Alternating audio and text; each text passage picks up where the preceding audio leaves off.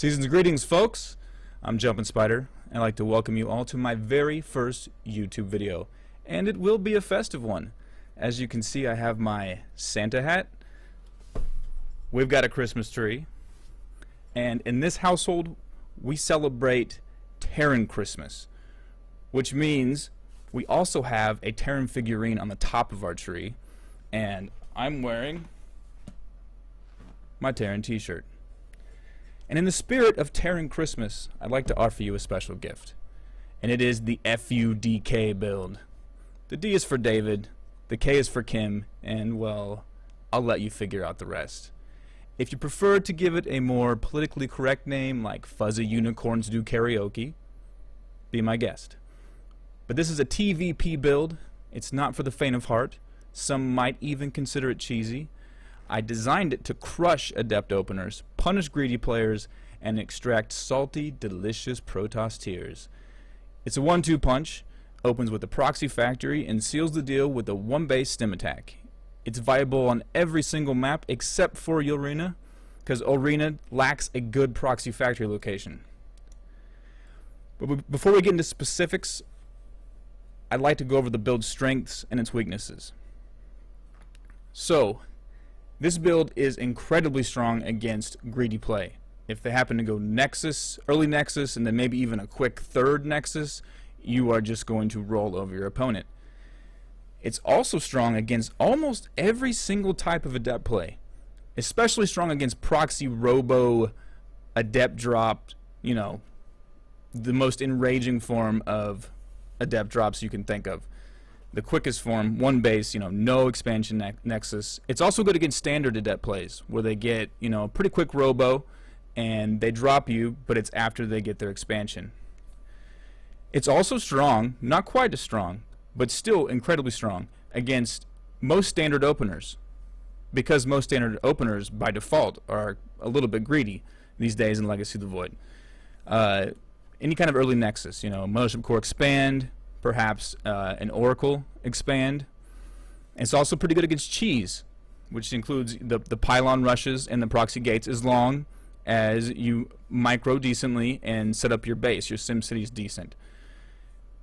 It's only weak against a few different things. One that I've had trouble with is fastest proxy Oracle possible. We're talking like 1 base, cut probes, get an Oracle in your base as fast as they possibly can. You can defend it because the build has built into it a ton of Marines really early. But if the Oracle happens to target your Marines, you're going to lose most of them. If they target your SCVs, you can still sometimes defend and be fine and then crush them.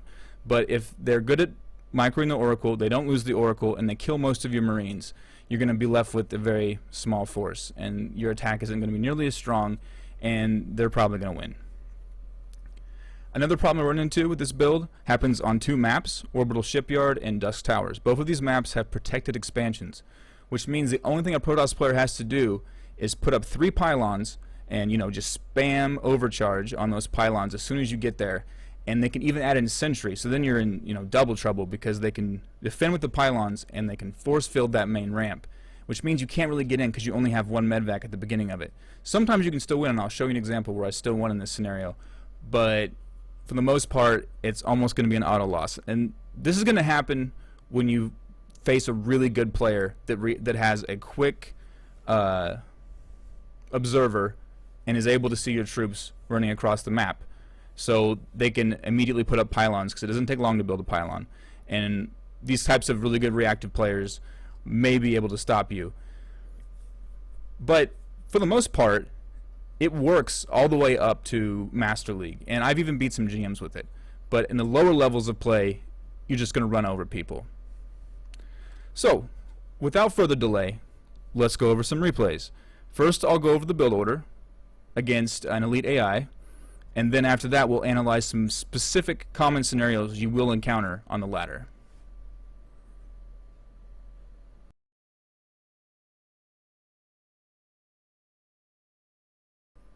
So first things first, let's go over the basic build order for the FUDK build.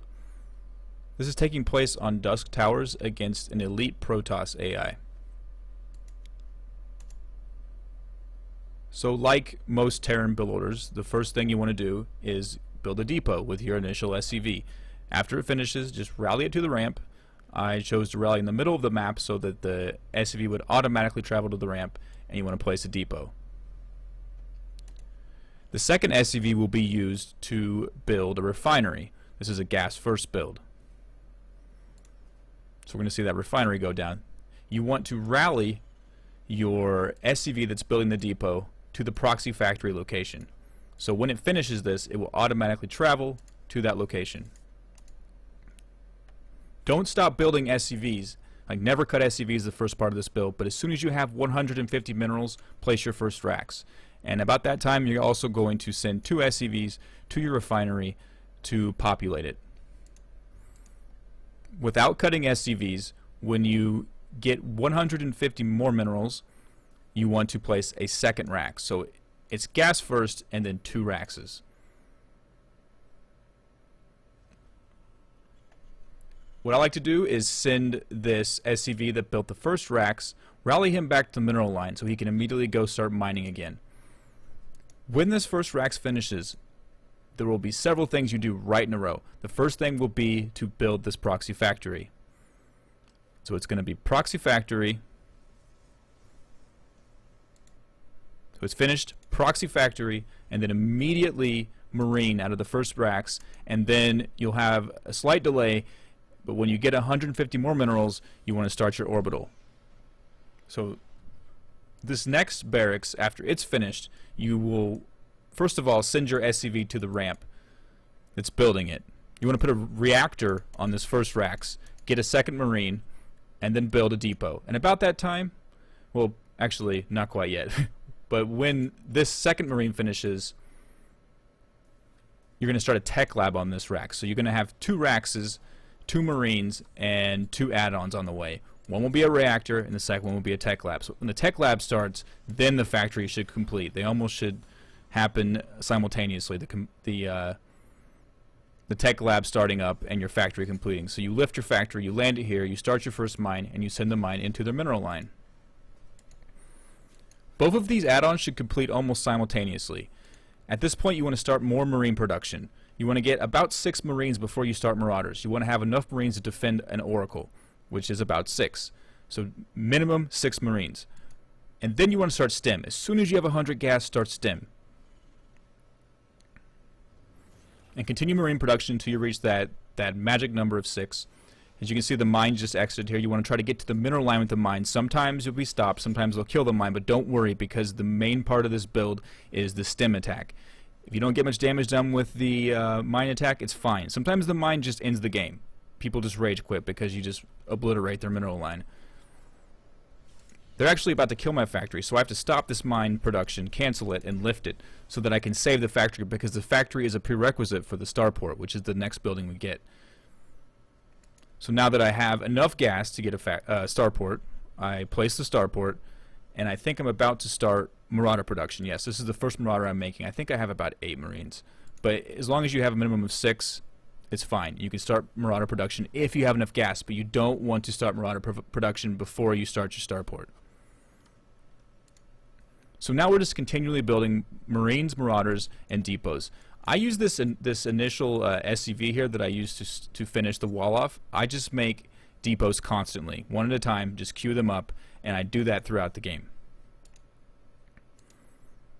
So you'll see my first medvac start here, and stim is about 75% complete. When stim is about 75% complete, you're going to move out, because you want to get across the map, and then right before you initiate your attack, stim will complete, so you kind of get there like at the perfect time when you have that stim upgrade, because stim upgrade is huge, especially in TvP.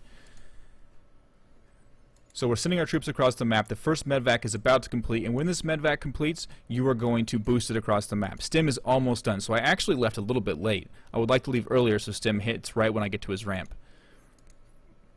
With this tech lab, you want to queue up concussive after stim. So concussive started. We have all of these production buildings churning out units, medvacs, marauders, marines, and the medvac is on the way. And right when we get here, we stim and fight. Usually you will have to stim and run up the ramp. second medvac is now on the way. You want to boost it as well if you can. And this is against AI, so it's kind of weird. There's not pylon overcharge, you know, there's no sentry. It's basically the AI gets wrecked. But this is the basic build order. One thing, another note, you don't need any more than 16 SCVs. You see that I've created 18 SCVs for harvesting minerals. You only need 16.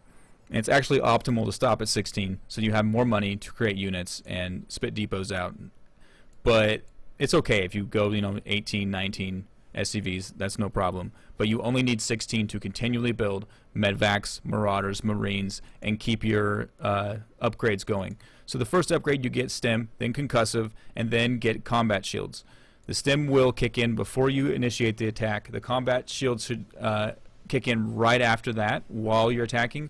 And then if the battle continues, you'll get your combat shields, and then that usually allows you to deliver the killing blow. But basically with this group that you're attacking with, what you want to focus on is not getting involved with pylon overcharge, because if you engage against more than one pylon at a time, you're going to lose too many units. You just kind of want to keep baiting him into spitting out pylon overcharges and move back and forth, pick off units, pick off single pylons, pick off tech buildings like robos, perhaps a Stargate, and just kind of chip away at him until you can overwhelm him, because he's going to lose units, especially when concussive kicks in, because then his stalkers aren't going to be able to retreat back to the pylon overcharge areas, and you're just going to eventually overwhelm him.